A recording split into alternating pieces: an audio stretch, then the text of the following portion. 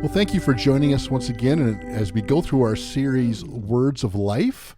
When we're using the book, 15 New Testament Words of Life by the author Nijay Gupta. And they're New Testament words that we quite often use in our language, especially in Christianity and church, that we thought it would be really good that we take some time and again, using this book as sort of a launching pad for that, to talk about these words. Not just because I think sometimes with these words we just kind of figure we know what they mean, and we never really ask. Or we just take it for granted, and people hear them enough they think they know what they mean, but or sometimes we use them in a very limited way, which I would say that the word today is kind of fits to that. I would agree. Like not that we necessarily used it wrong, we've just really used it narrowly. And what is our word for today? The word today is righteousness. Oh, there's a big one. Yeah, it is an important word. Mm-hmm. But I think, personally for me, like growing up, we did use this word. I think it was also a bit of a disservice because, at least in my background, it was kind of used in more of a personal sense. We do personal righteousness, right? That kind of idea. So what does that mean? That means like you had a specific moral code or list of rules that you live by? Yeah, essentially that is. And really it was, again, it was very much personal. And I think, don't swear, kind of that, like, and I know depending on different people's, kind of background, it might have been not drinking, a little of those sort of things. Smoking's a bad one too. Yeah, smoking's a bad one. And then obviously there was like, you need to pray and read the Bible and things like that. And some of that is really good and definitely a part of some of that. But it's not the only thing. But it's really not the only thing. And it's kind of, when we look at the Bible, we are looking at a far more, and I'm going to use this word, robust view of righteousness. That really speaks more to a restored world, restoring a world to righteousness. And Nijay writes this. He says, not just souls and spirits rescued and reclaimed, but bodies and communities, trees and forests, sky and earth restored to health and vitality. Well, that's something that most people would not come up with if you just said the word righteousness. Well, exactly. I think it's really important to include creation because that was what humanity was tasked with by God, was to sort of rule over the earth in collaboration with Him. And so after the fall, those things became contaminated with and had consequences for evil. And so, being restored now is an important theme for us, and I think we don't always link that with righteousness. No, we don't, and that's why I think it's really important when we say righteousness, and why I think the idea of robust, and then we'll kind of use that to talking about this word, is that it needs to encompass things like integrity, and which I think, again, going back to the personal righteousness, that was part of it. It was, we need to be honest and integrity, but also justice and mercy, in the kind of a love God and love neighbors way. And Nijay Gupta actually writes that, I kind of like this. He talks about why he's kind of disappointed that we don't really use this word more generally anymore, and that righteousness tends to be a little bit more of a word used in religious kind of settings. And he said, this is what he says. He goes, I'm disappointed because we actually could use a single word to describe someone who innately does what is good and right out of the purity of their own heart and care for the other. And so that's I think that's a really big part of righteousness, is there is a care for the other involved in this as well. Right. And I think you're right. It's become way much more of a religious term. And it's used almost exclusively in a church setting. Pretty much. And very narrowly to the moral code that the church or a group of whatever denomination has, a very code of ethics kind of thing. And you're right, they're not bad. They're not necessarily bad. But some of them are maybe not necessary. But not all of it's bad. It becomes a very reduced view of righteousness. Yeah, and I think the other thing to look at here is this idea of personal righteousness righteousness. It is relationally centric.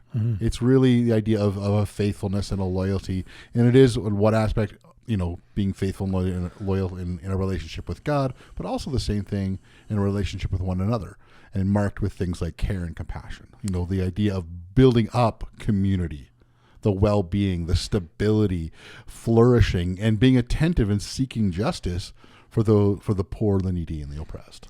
So it's not just a personal thing, as we've been discussing, but the context in which the Bible talks about it, in which Jesus talked about it, was more of a community aspect to it, and a relational one at that, in that the moral code isn't just to get a check mark for doing what's right because God said it. It's really to the benefit of ourselves and others and our relationship with God and other people. Yeah. And so when we look at this, Matthew, and there's really 2 points I want to look at in Matthew, in the book of Matthew, the story of Jesus, that Jesus kind of brings up the idea of righteousness. That I really think that starts to encompass the importance of righteousness. And one is in chapter 5, verse 6, near the beginning of the Sermon on the Mount, and he's speaking to those he's going to call blessed or favored.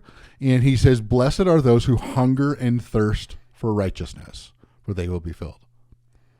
And it's a way to say blessed and favored are those who truly value and live according to values like integrity, honest, fairness, compassion, and justice.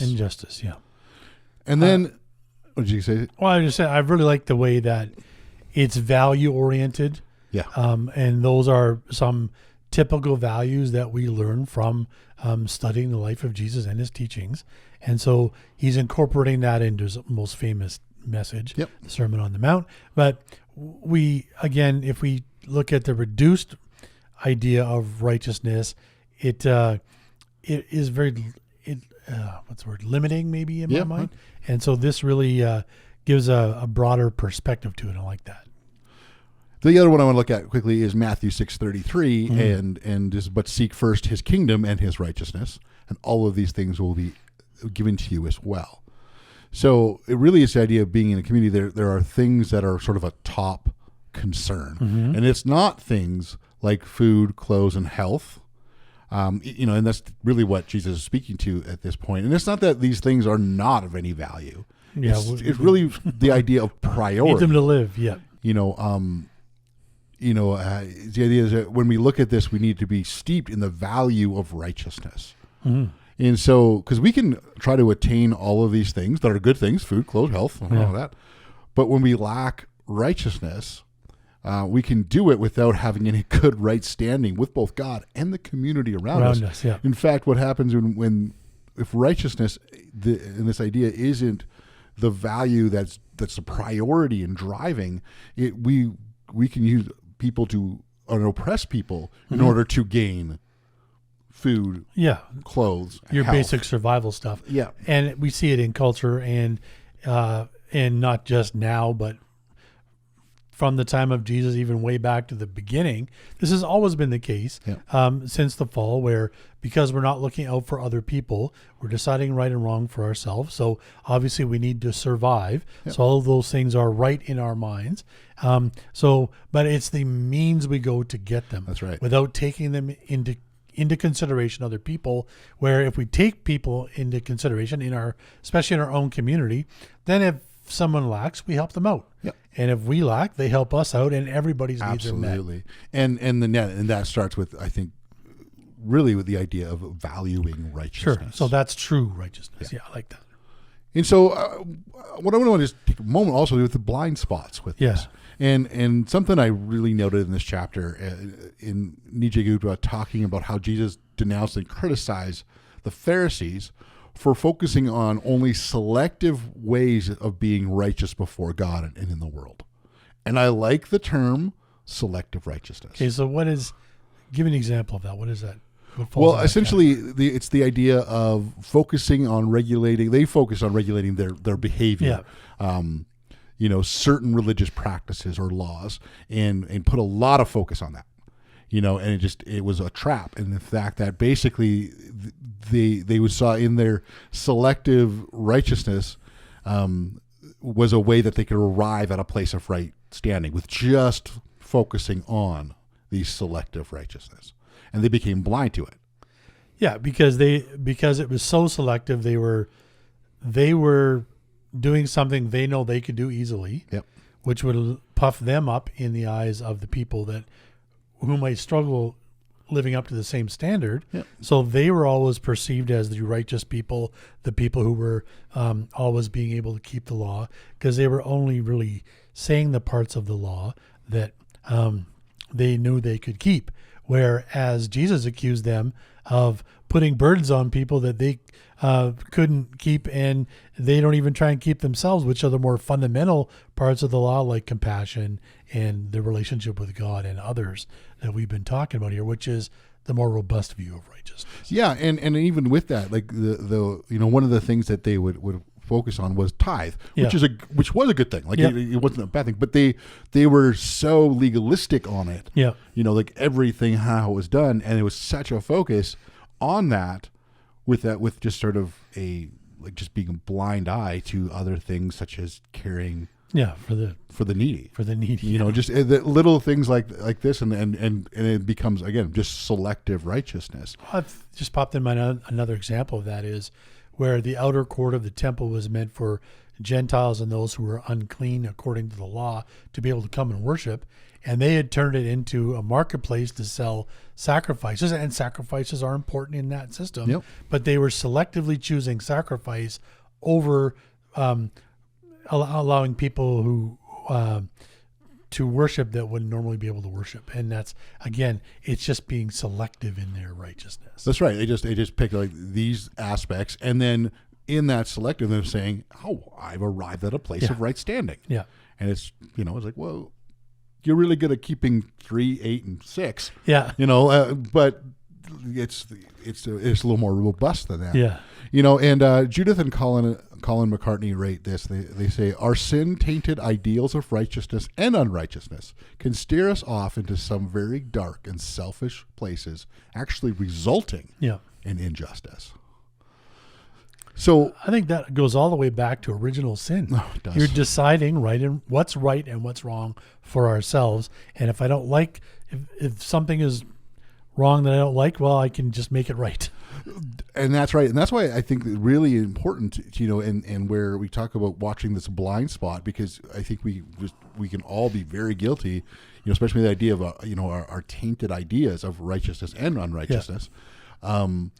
We miss the fact that right standing, righteousness comes back to a restoration of God's image, a restoration of what in his intent for things are, whether, ourselves, our relationships with each other, the world and its systems. Yep. And I think that really flies in the face of our world system, particularly today. People do not like anything that is absolute. Sure. And I would even have a hard time defining the absolute in righteousness, because I think we have to keep it loose about, and I don't mean that there isn't right and wrong, quite the opposite actually, but we have to take into account the community aspect and the other aspect, where our culture is very individualistic. And so we like to stick to ourselves and take care of ourselves and not think of the other people and what their needs might be. Yeah. Well, and just to kind of bring this all to sort of a conclusion, what I really appreciate this, because I was trying to think through this, like, okay, what are, kind of the application points in this and all that. And in the book, he really, Nijay Gupta, I just thought, he just did it really well. I'm just going to borrow it from him. But I'm going to call it this, living a robust righteousness. Sure. And he did it well. He did it really succinctly, and just kind of break it down like this. First, it is right with God in Jesus Christ. Okay. Like that. I think that's one thing we do. I think hopefully, I hope we do really well. Yeah. It's the idea that Jesus' life, his death, his resurrection leads us to have a right and good relationship with God. With God. And so that's important. That's probably one thing most Christians would agree on. Yeah, I think so. And I think it is an important part of righteousness, and it is found in Jesus Christ. Mm-hmm. And we are so thankful for that. We've just recently celebrated Easter, which we are to be thankful for this righteousness that is in Jesus Christ. Then the idea of upright lives of honesty and integrity, which we Sure. kind of talked about, kind of the idea of this moral code Yeah. kind of idea, which again, when we said is important, it's part of righteousness, but it's an aspect of it, important aspect, but still an aspect of it. And I think we talk about this in a lot of things in talking about righteousness, and I don't think we need to expand upon it anymore, but just it is important. It's, again, honesty, integrity. Then it's right with others. And this is the thing here, it's relationships. Yes. This is an important part of how we relate righteously with family, friends, and strangers. Yeah, and I think lots of times we neglect the stranger part. I think we do. We're Yep. very happy to take care of our family and to be in right standing with them. Obviously, if your friends are your friends, and hopefully we can stay in right relationship with our friends. Sometimes there's conflicts, but Yep. most of the times, if you really love somebody that much, you can easily get back into right relationship with them. It's the people we don't know, or the people even that we do know, what Jesus would call your enemy. Yep. That it's much harder to stay in right relationship with. That's right. And then there is that aspect that is so important. And I mean, even with our friends, like going to that, like our family, anyone can fit in this. Like we need, it's the idea of, I think there's righteousness grows in the idea of learning how to communicate Sure. with each other. That's fair and sees as, what's being said as valuable, even if there is disagreement, even if anything like that just how to do that rightly. Yeah. And it's not necessarily that we're going to come to a place where we're going to agree on everything, but we know how to do it in a way with integrity and with honesty, with compassion, with things like that. Which leads us to, and I like this one, right compassion. Okay, what does that mean? Well, there is the idea we want to confront and call out wrongness and injustice and evil, but we do want to do it with loving compassion and not cold hard-heartedness or anger.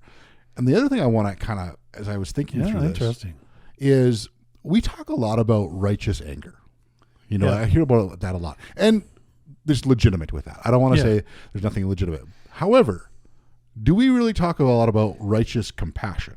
Yeah. And if we kind of going back to the Exodus 34, verse 6, where it's talking about the attributes of God, and it lists them with compassion and mercy, slow to anger. Where anger is slow. And then if we look at, Jesus, who would walk out those attributes so well, and we do have moments where I really believe Jesus walks out in righteous anger. Yeah. We talk about the outer courts of the temple. There is a point where he does have some anger in that moment where he's flipping tables. Yep. All that sort of stuff. And yep, that is. But there are so many more moments of Jesus showing us righteous compassion. Yeah. And absolutely, we seem to use the righteous anger a lot, and then use that example of it, which again, it's there. We don't want to deny that. However, there are so many moments of righteous compassion. I can think of one that encompasses both. Just popped I'm sure into there my are. mind. It's the raising of Lazarus. Sure. Because it said that Jesus, first of all, he weeps with the sisters over the loss of their brother. And then it says Jesus gets angry. And it seems strange in that context for him to get angry. And from the commentaries I've read, he's angry at the fact that this was not the way he designed life for humans to be. We were not supposed to die. Right. So out of his anger at death, he raises Lazarus from the dead, which is an act of compassion towards that family. Yeah. Yep. Really like that right compassion idea. And it is. And I mean, we can, again, how many stories we can see that, because obviously it is a much more, I would argue, really almost more important to that we figure out right compassion. Again, not knocking down the righteous anger. It's important to be righteous anger at the right there's a right time, but we should be defaulting to righteous compassion. I agree. Like Jesus with Zacchaeus. Righteous. That's righteous compassion. Totally. The woman who puts perfume on his feet. Yep. I mean, you see righteous compassion. And it's those things. Mm-hmm. And then this one here, right seeking in an unjust world. And it's just this wanting to seek and desire a transformation and a restoration of society, which includes structures, economics, business, politics, really righting the wrongs of the world, especially with the marginalized in mind. And I love this here. This is a quote. God yearns for the world in which everyone is treated equally and fairly, where there is no more hunger, chaos, or oppression. Yeah, and I think it's important. Again, people get really hung up on this right-seeking thing in the way that the ends justify the means.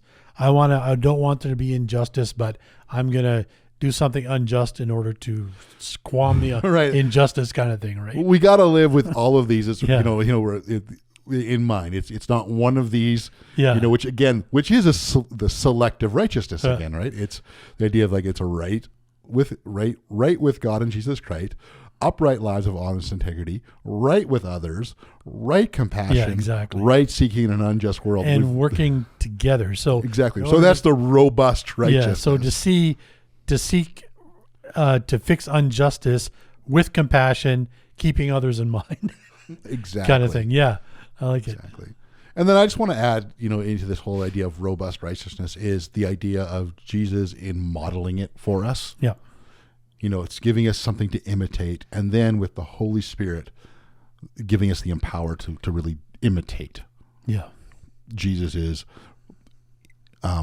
robust righteousness. Yeah, because of our fallen nature, it's not our natural instinct to act this way. We do need to pray and to ask for the Holy Spirit to transform us to be more like Jesus. That's right. In this area, because it's never going to come easy, and we're not always going to get it right. Yeah, absolutely. All right, well, thanks for tuning in today and watching along or listening along with us as we're discussing these important words, and we're discussing our discussion today was on righteousness.